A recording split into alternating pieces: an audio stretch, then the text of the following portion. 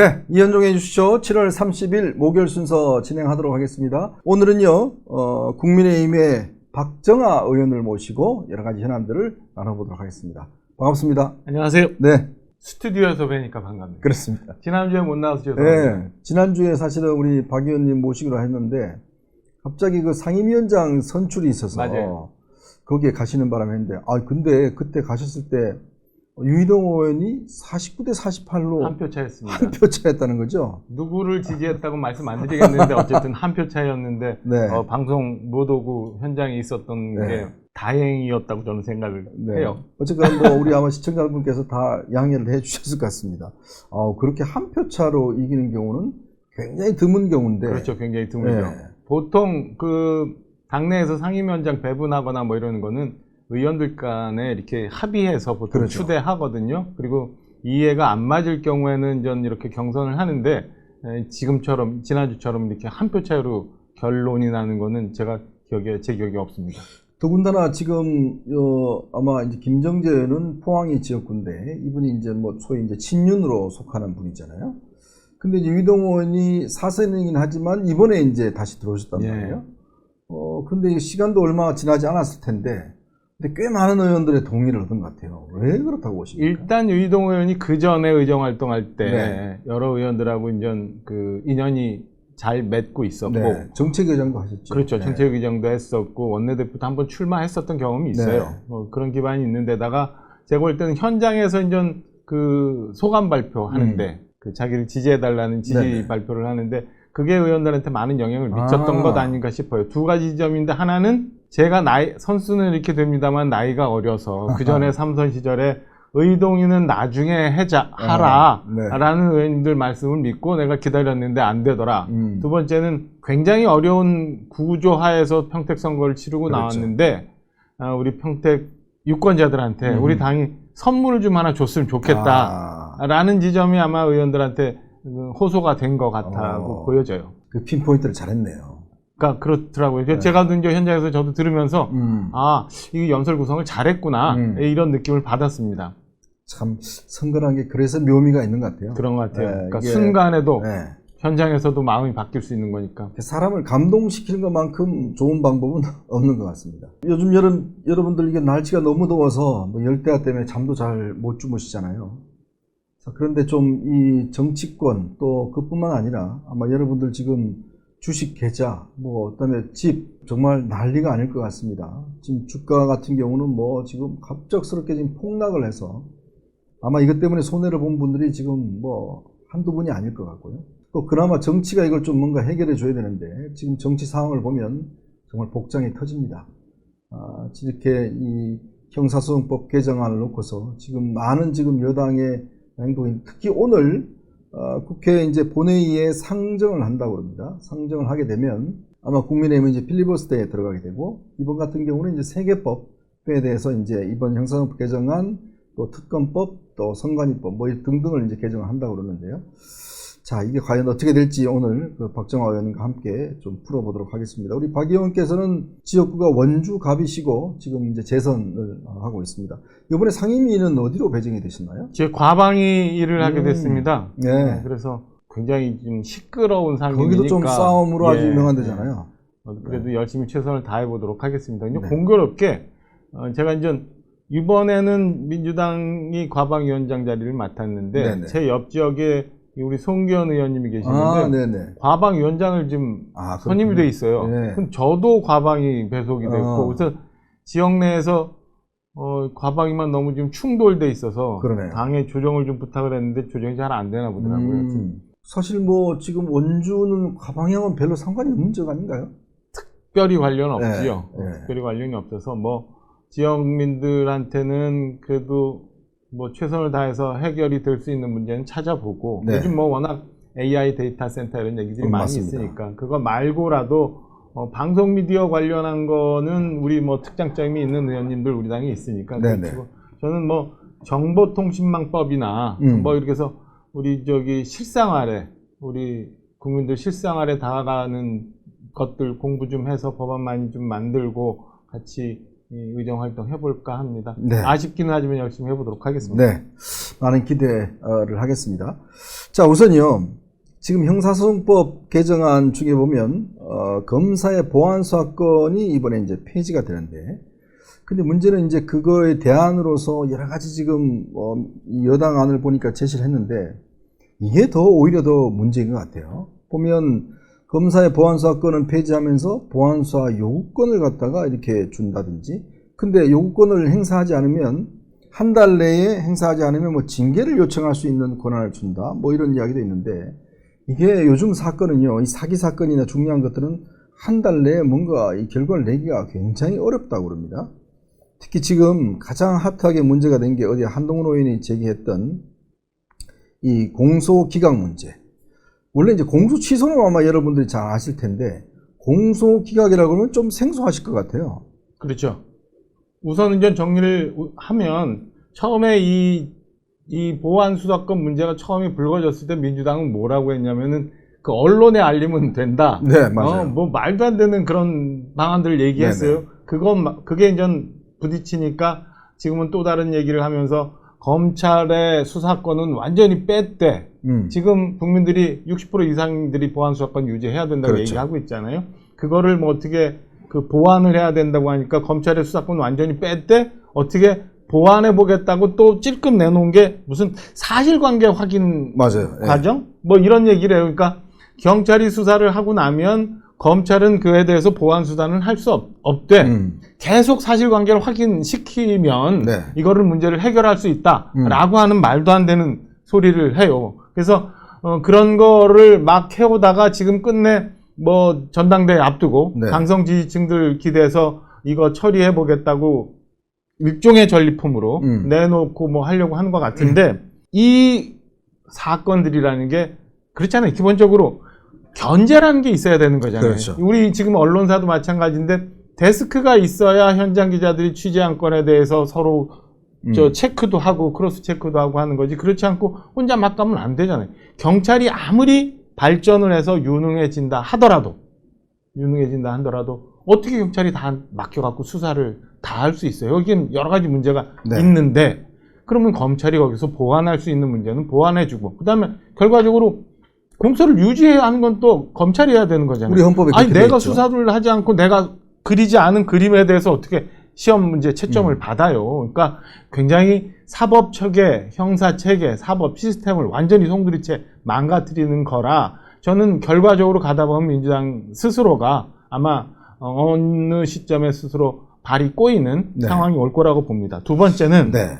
공소 취소란 거 해보려고 하다가 국민들 저항에 지금 부딪혔잖아요. 그렇죠. 공소 취소라는 게 결국에는 제가 볼 때는 뭐 이재명 대통령과 관련된 것들이 속내는 많이 있는 것 같은데, 저거를 말도 안 되는 연어 술 파티 한다 그러고 그런 거 만들어서 해봤는데 안 되고 나니까 이런 꼼수를 발휘한 것 같은데, 이것도 당내에서 협의가 또 없었던 것 같아요. 그렇죠. 민주당 내에서 협의가 그 조항을 없었는데, 한번 볼까요? 감독님 그 조항을 한번 올려주세요. 한번 보시죠. 네. 이게 뭐냐면 그 공소 취소라는 거는 검찰이 한 공소에 대해서 취소를 해버리는 거예요. 네네. 그러면은 지금까지 민주당이 얘기한 것처럼 검찰이 정말 악마 같은 사람들이니까 저건 뺏어버린다라고 했는데, 지금 좀 전에 말씀드린 것처럼 연화 술퍼티 등 뭐 별의별 방법을 다 썼는데도 국민들을 설득을 못했잖아요. 이건 검사가 하는 거죠, 공소 취소. 이건 검찰에서 하는 그렇죠. 거예요, 공소 취소.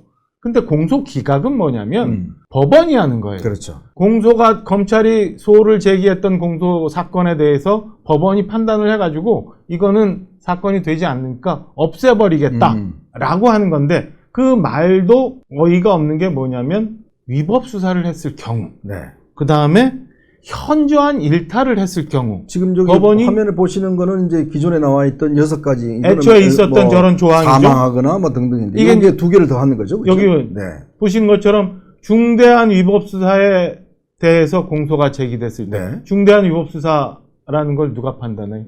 법 왜곡죄 그래서 만들어 놨을 거예요, 아마. 중대한, 이거는 뭐 진짜 고무줄 아니겠습니까? 그리고 소추 재량권을 현저히 일탈했을 경우, 네.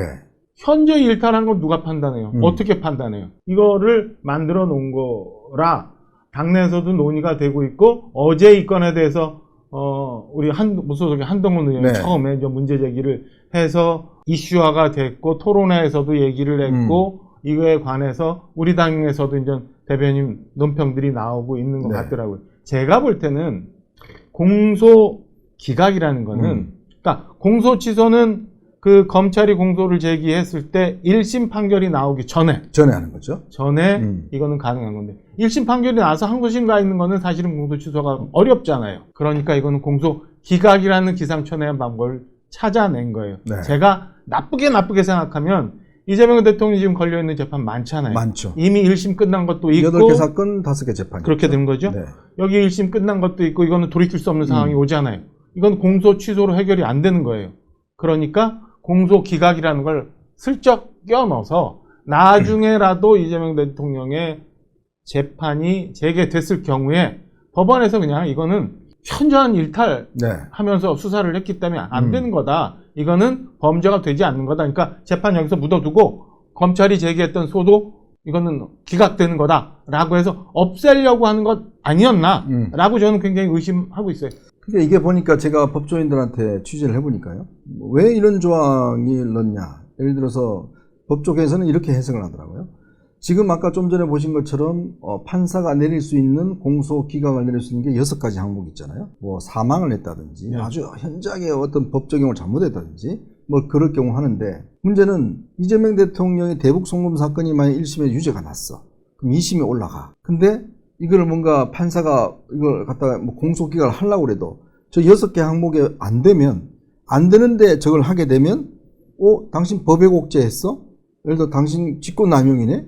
이렇게 판사를 처벌할 수 있는 상황이 생긴다는 거예요. 그렇기 때문에 이 조항을 만들어둔 이유는 판사님 요 조항이 있으니까 안심하고 그냥 기각하셔도 돼요. 그렇죠. 안심하고 그냥 하셔도 법에 아무런 피해가 없어요. 왜냐하면 여기 현저한 중대한 있잖아요. 그거는 판사님이 현저하다고 판단되면 되는 거고 중대하다고 판단되면 기각할 수 있으니까 사실상 판사들에게 어떤 위법 이런 것을 하지 않고 이 사건을 공소기각할 수 있는 길을 터준 법이다. 이렇게 해석이 하더라고요. 그게 이제 법 쪽에서는 맞는 해석이죠. 네네. 그러니까 판사들이 알아서 기어도 당신 신분이나 문제 아무것도 없을 수 있다라는 걸 안심시키는 거고 정치적으로 볼 때는 제가 황당한 거는 뭐 갑자기 무슨 연임 얘기 나오고 공소 취소 얘기 나오고 하더니 이제 공소 기각까지 해서 이 사람들은 지금 뭐 말씀 주신 것처럼 주식이 어떻게 되고 부동산이 어떻게 되고 민생이 어떻게 되고 뭐 이런 것들은 대미 관계가 어떻게 되고 한반도 외교가 어떻게 되고 이런 건 관심 없고 오로지 이재명 대통령의 임기 후 안위에 대해서 이 재판에 대해서만 관심을 갖고 있는 것 아닌가라는 생각에 개탄스럽습니다. 아니 근데요 지금 이게 사실 심각한 게 지금 대통령 수행해 가고 있는 김용범 정책실장 같은 경우는 이 ETF, 레버리지 ETF 사태가 촉발시킨 주가 변동에 대해서 그거는 개미들이 너무 활발하게 움직여서 그렇게 될 수 있다는 황당한 이야기를 하질 않나. 그 다음에 이거는 뭐 자신들의 책임이 뭐 별로 없다는 듯이 이야기를 하지 않나.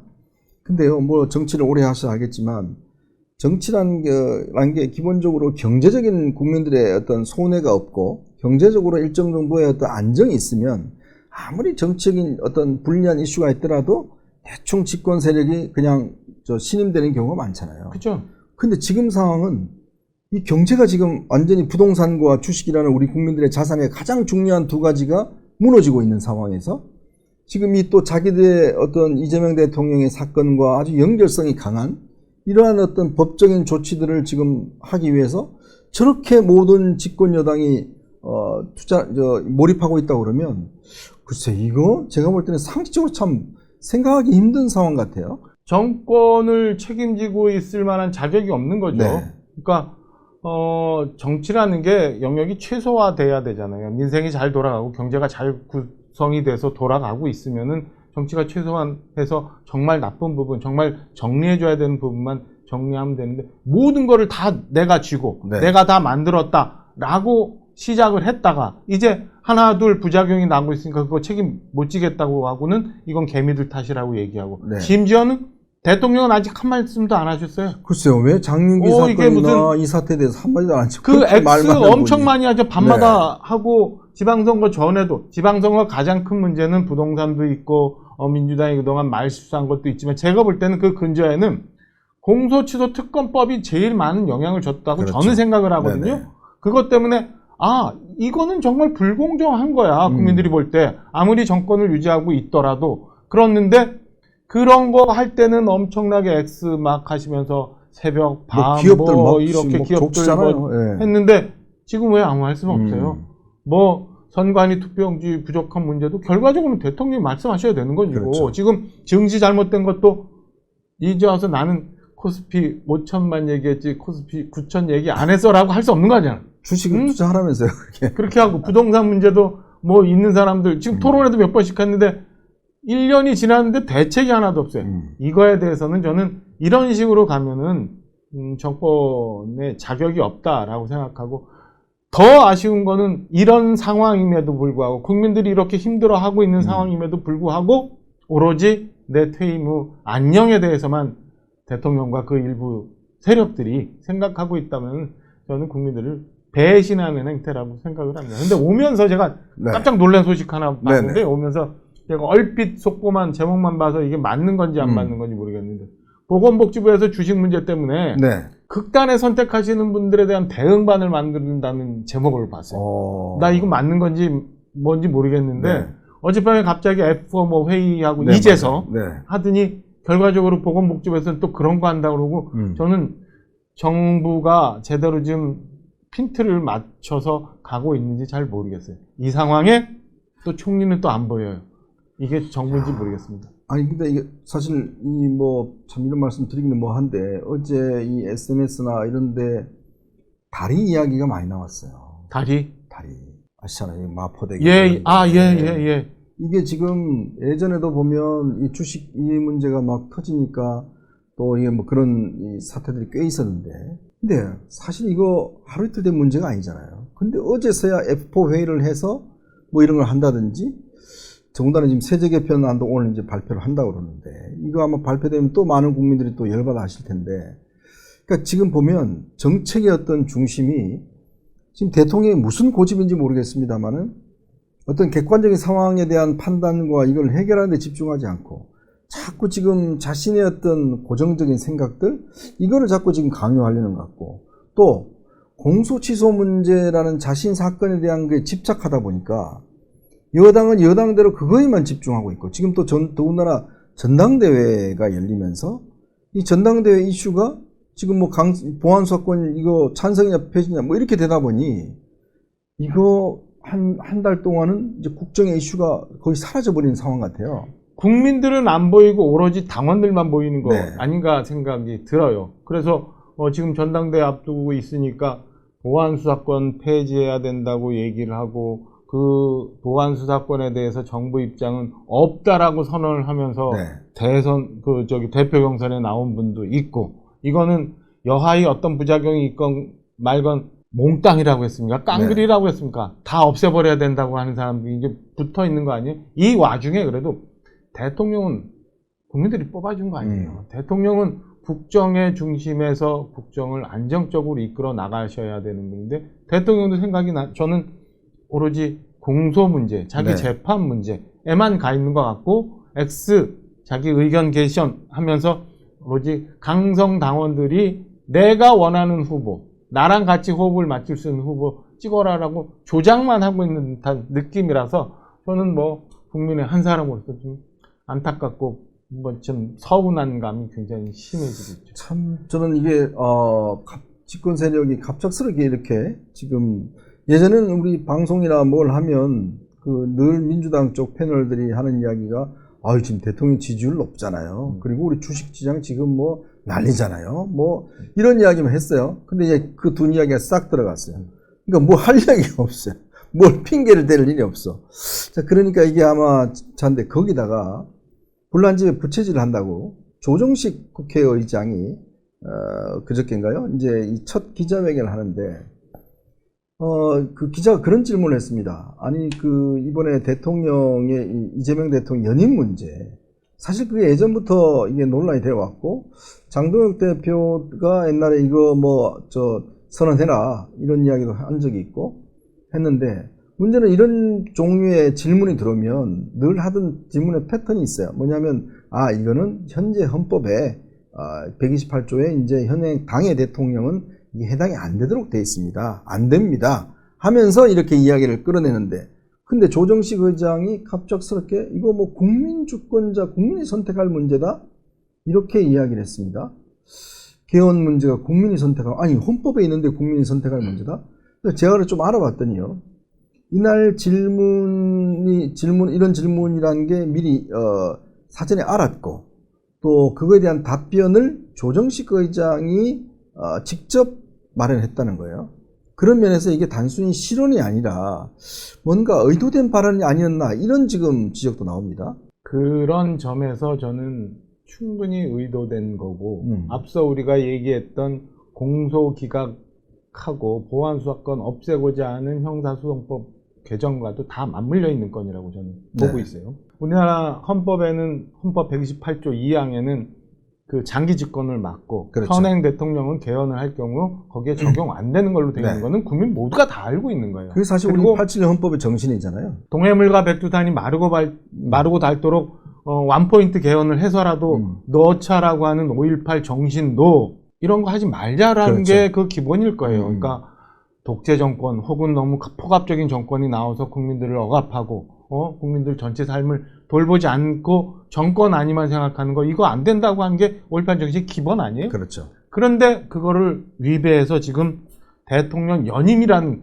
상상도 못하는 일을 저는 획책을 하고 있는 것 아닌가라는 그 의심을 굉장히 많이 합니다. 첫째, 말씀 주신 것처럼 국회의장의 기자회견은 이것도 처음이에요. 네. 취임 후 처음이라서 사실은 다 뭐 준비되지 않은 질문 그냥 시나리오 없이 받는다. 이거는 옛날에 문재인 대통령 계실 때 그냥 자기들끼리 하는 거짓말이었고, 저도 그런 거 해봤거든요. 저도 청와대 대변인하고 공보 생활 굉장히 많이 했는데 다 조율해서 그분이 다 전문가시잖아요. 미리 질문지 다 받아보고 카테고리 내에서 예상 답변. 모범 답변도 다 만들어서 드려요. 근데 그날도 보면 오전에 이거 기자회견 했거든요.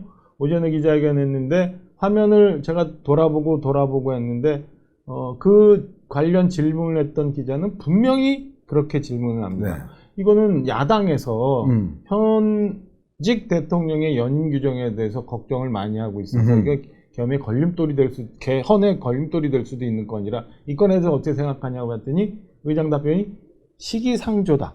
웬 느닷없이 시기상조야. 이거는 그냥 하면 되는 거죠. 나 연임 안 한다고 하고 내일이라도 당장 우리 합의가 되면 한다고 하면 되는 거죠. 근데 시기상조다. 그리고 뒤에 가서 국민 뜻을 받아봐야 된다라고 얘기한 거는 저는 이거를 이렇게 운을 한번 띄워서 국민들의 의견을 구해보겠다라는 의도된 준비된 답변 아니었나라는 생각이 들고, 두 번째는 뭐냐면요. 이게 오전에 했어요. 10시인가 11시쯤 했는데 그게 이 관련된 기사가 나와서 여의도 바닥이 온통 뒤집어진 게 오후 내내였어요. 그리고 5시쯤 의장 공보수석이 이거는 진위가 전달이 잘못됐다라고 얘기했는데, 이렇게 급한 거는요. 당장 정리해서 냈었어야 돼요. 만약에 이게 조정식 의장이 이거는 현행 대통령에 적용 안 되는 거고 나는 원론적인 얘기를 했을 뿐이다 라고 생각을 했다면 기사가 나오는 순간 바로 그거는 조정이 됐었어야 돼요. 5시간, 6시간을 묶여 놓았다는 거는 그 안에서 이런저런 판단을 하고, 저는 확인은 할 수 없습니다만 청와대하고도 조율도 했을 거고 민주당하고도 조율을 했을 거고 해서 그제서야 이건 더 굴러가게 놔두면 안 될 거다라고 해서 나온 답이라고 봐요. 그렇기 때문에 뭐 민주당 일각에서는 아니다, 실수다, 이건 말도 안 되는 얘기다 라고 하면서 의장을 커버하려고는 하지만 이거는 쉴드 칠 수 있는 부분이 아니라고 보고, 의도돼서 국민들의 뜻을 소위 여론을 좀 탕백해 보려고 띄워놓은 에드벌룬 아닌가라는 생각입니다. 이거를 수습하려면 저는 의장이 당신 육성으로 직접 얘기하셔야 되고, 대통령도 지금 순방 나가 계시잖아요. 지금 남미 가 계시는데 해보셨습니다. 보통 이런 긴 순방 끝나고 나면은 돌아오기 직전에 대통령이 기자들 수고했다고 식사도 내주면서 이제 대충 간담회도 하고 해요. 저는 대통령 직접 얘기해야 되는 게, 그래야 국민들이 이 건에 대해서 정리할 수 있고, 그 다음에 정말 우리 권력구조 개편뿐만 아니라 여러 가지 사회 제반의 문제점들을 변화된 문제점들을 반영할 수 있는 개헌이 제대로 굴러갈 수 있다고 저는 생각을 합니다. 저희 이제 기자들은 그 말 하나하나에 이제 집중하는 스타일인데 사실 이재명 대통령이 그동안 이런 문제가 나오면 항상 하는 거는 이거 불가능합니다. 야당 의석이 지금 100석이 넘기 때문에 불가능합니다. 자, 이런 그다음에 헌법에 어떤 그 되기 때문에 불가능합니다. 이런 조건들만 이야기를 했어요. 이거 제가 안 합니다. 이거 제가 할 생각이 없습니다. 라는 이야기는 제가 들어보지는 못했어요. 자, 그래요. 그리고 조원철 이 법제처장 지금 연수원 18기 동기인데 국민이 선택할 문제다라는 이야기를 해요. 그리고 그러니까 지난번 그 법제처장은 그렇죠. 국민의 결단, 예. 의장은 국민의 선택 이렇게 얘기를 해요. 예. 그리고 지난번 김민석 전 총리 같은 경우는 5년이 짧다라고 하는 사람들이 많아요 라고 이야기를 했습니다. 그 코스피 9천 시대. 예. 그런데 모르겠습니다. 대통령이 뭐 인기가 좋고 뭐 주가가 뭐 하고 뭐 이렇게 부동산 잘하고 하면 국민들 사이에서 이재명 대통령 잘하는데 그래도 한 번 더 하는 게 낫지 않아? 뭐 이런 이야기 나오면 모르겠어요. 근데 지금 이 조정식 의장이 문제제기를 한 게 지금 코스피 지금 폭락하고 부동산 난리 나고 지금 지지도 떨어지고 이런 상황에서 이런 이야기를 한다는 게 저는 상식적으로 이해가 잘 안 돼요. 그런 면에서 좀 걱정되는 게 정권이라는 게 이제 뭐 청와대와 여당이잖아요. 네네. 뭐 이렇게 가는데 그게 잘 안 맞져 돌아가고 있는 것 아닌가. 이 안에서 뭔가 우리가 모르는 심각한 정무적인 문제들이 있고 그 과정에서 삐걱거림이 있고 그거를 조정해 줄 만한 기능이 제대로 안 굴러가고 있는 것 아닌가라는 생각이 좀 얼핏 들기도 해요. 근데 이걸 유시민 씨가 얼마 전에 이제 이야기를 했지 않습니까? 유시민 씨 알았을까요? 저는 무언가의 감이라도 있었거나 아니면 지금 저희가 얘기하는데도 등장인물이 제법 많이 되잖아요. 의장이 있고 법제처장이 조원철, 있고 전 총리 있고 김민석, 뭐 대통령이 있고 뭐 이런 와중에 유시민 씨가 어디선가 심지어는 안 되면 이재명 대통령의 연임까지도 우리는 추진할 수 있다. 라는 얘기를 들은 거 아닌가? 아니면 그런 감을 받은 것 아닌가? 그래서 저렇게 지금 독한 얘기들을 막 하면서 전당대회에 참전해 있는 것 아닌가라는 생각도 얼핏 들어요. 아니 근데 차기 주자들이 가만히 있겠습니까 이게? 아니 자기가 두 번 한다고 그러면 지금 차기 할 사람 준비하고 있는 사람들이 뭔 소리야 지금? 우리 지금 기다릴 수 없다. 이게 가만히 있겠어요? 그러니까 상식 생각하면 이게 안 되는 일이잖아요. 그러니까 정무적으로 판단을 제대로 못 하고 있는 것 아닌가? 그냥 오로지 그 이재명 대통령을 추종하는 이 그룹들이 오로지 이재명 대통령이 집권 기간 내 아니면 퇴임 이후라도 안전하고 그 문제에서 자유로울 수 있는 방법만 지금 남은 기간 내내. 그러니까 앞서 저 작년부터 치면은 대통령 임기 5년 내내 그것만 생각해 오고 있는 것 아닌가라는 의심을 할 수밖에 없는 상황이 되는 거죠. 저는 그래서 이거는 조정식 의장이 직접 국민들 앞에서 아닙니다. 이거 못합니다. 라고 이야기를 하든지 그 다음에 대통령이 저 연임 개헌 이런 거 절대 생각해 본 적도 없고 절대 추진 안 할 겁니다. 이야기를 해야 되는데 지금까지 이야기를 안 해요. 아직 없어요. 그죠?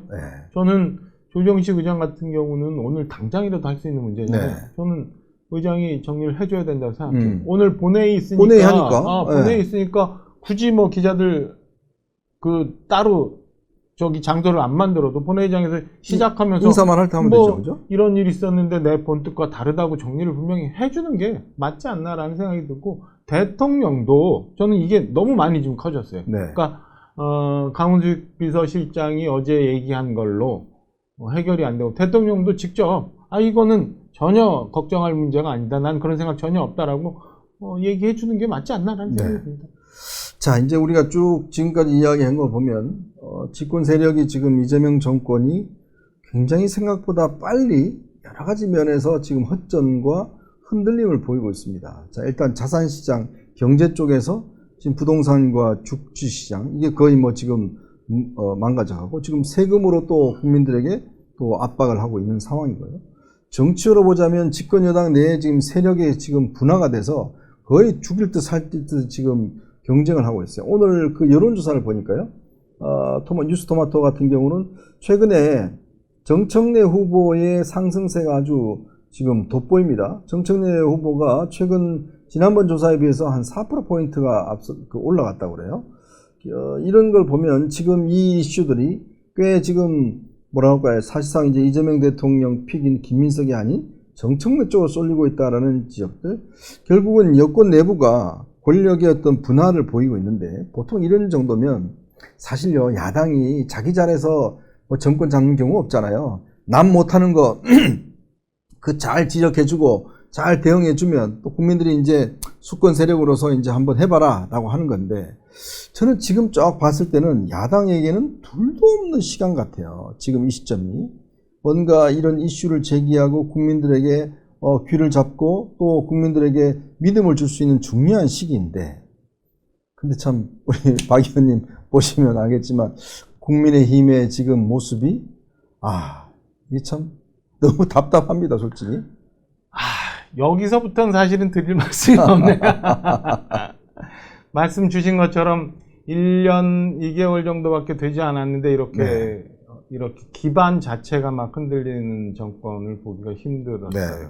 그러니까 준비 없이 그 윤석열 전 대통령의 그 말도 안 되는 계엄이라는 걸 통해서 그냥 받아먹은 거 아니에요? 그렇죠. 그러다 보니까 얼굴에 칠해놓은 분칠이 조금씩 거시기 시작하니까 이제 흔들리는 거예요. 뭐 부동산은 거의 질식 상태고, 주식 패닉 상태고, 경제 안 돌아가고 있고, 미국하고의 협의가 얼마나 어떻게 잘못되고 있는지 맨날 불려가고 있고, 한미 관계 안 좋다고 하고 있고, 이런 걸 어떻게 다 감당하려고 하고 있는지 모르겠는데, 저희 당은 이런 거를 이제 조금씩 얘기를 하고, 제대로 공격을 하면서 준비를 한다면, 일단 뭐 다다음 달부터 정기국회에서 국정감사도 시작이 되잖아요. 그렇죠. 야당의 시간이 돌아오지 않습니다. 작년에 국정감사는 사실은 그 전에 있었던 우리 당 정권에 대한 감사니까 애매했지만, 올해부터는 오롯이 민주당 정권에 대해서는 국정감사를 해야 되는데, 과연 제대로 국민들한테 이걸 다가가면서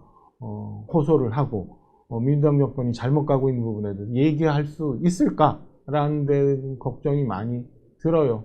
어제도 우리 대변인단 논평 쭉 나온 거나 이런 걸 보면은 제대로 아프게 들어간 부분이 별로 없어요. 국민들이 보고 맞아, 이렇게 해서 이 문제 정리해야지 라고 하는 거 별로 없어요. 문제가 되고 있는 어제 의원이 이야기했던 플랜 ABC만 화제가 됐어요. 그러니까 문제가 되고 있는 공소기각에 대해서도 무소속 한동훈 의원이 얘기하고 난 다음에 우리 당 쫓아가요. 그 전까지는 우리 대표도 그렇고 원내대표도 그렇고 특별히 그에 대해서 얘기가 없었어요. 이제와 오늘 아침부터 이제 대변인단 논평 나오더라고요.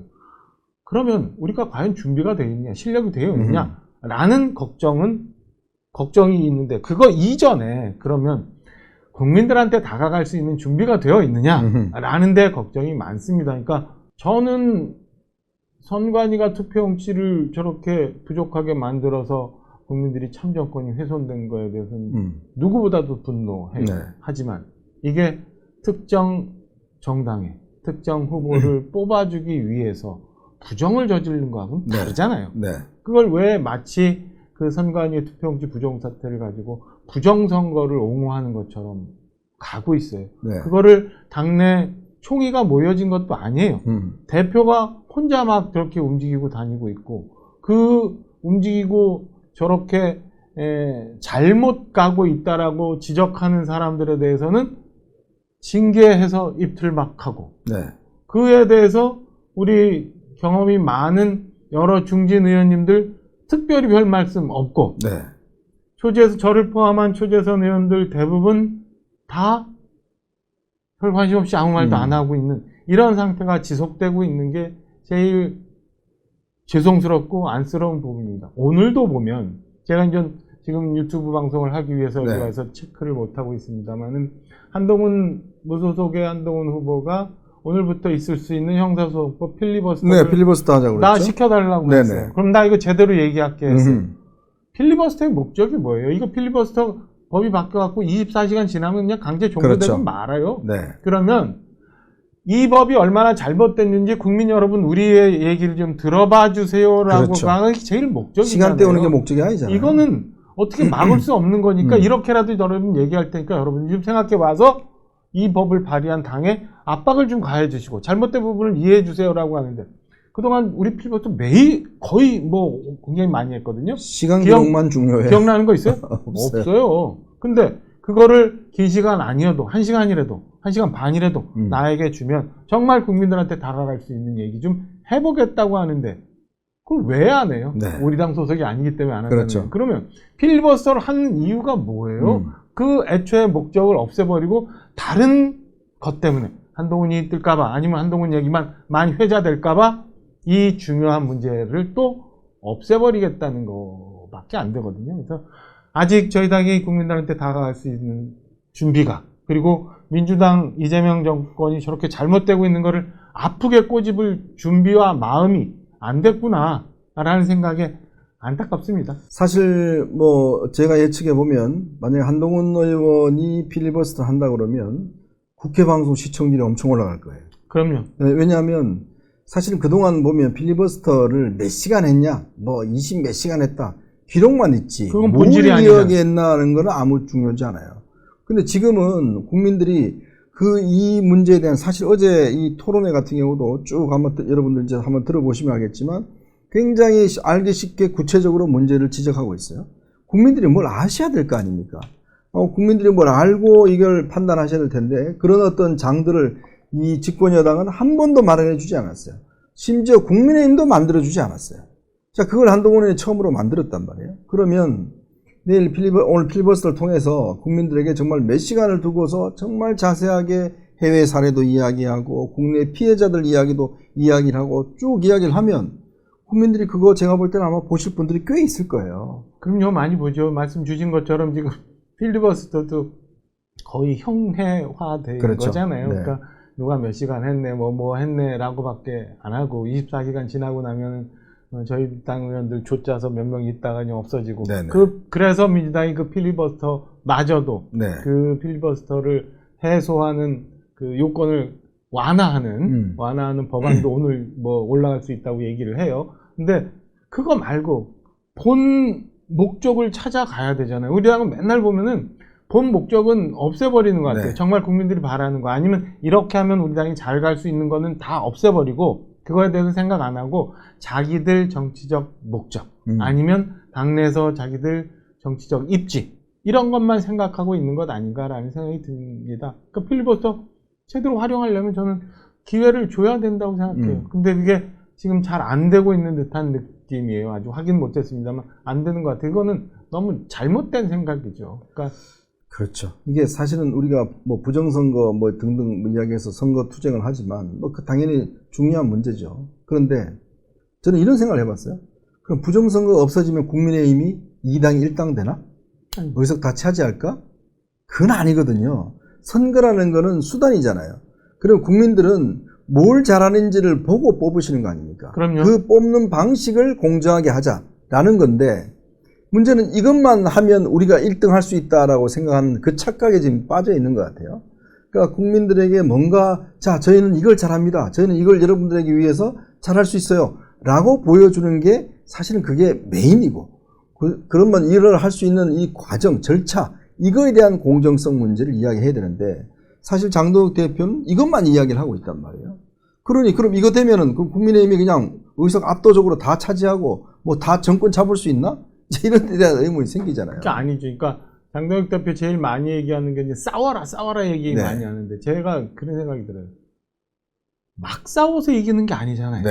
잘 싸워야지. 그럼 국민들이 바라는 부분이 어디이고 그 다음에 이것까지 가기 위해선 어떤 논리적 구성이 있어야 되고 우린 어떤 노력들을 해야 되는지가 쭉 있어서 이게 종합적으로 가야 되는데 그냥 막 허공에 대고 창 찌르는 듯한 일을 해가지고 과연 국민들한테 이게 회복이 될까라는 생각이 들어요. 그래서 그냥 조그만 재선 의원으로서 이렇게 보면서 아직도 이 무더위 속에서 언제나 시원한 바람이 좀 올까? 네. 라는 생각에 갑갑한 여름을 보내고 있습니다.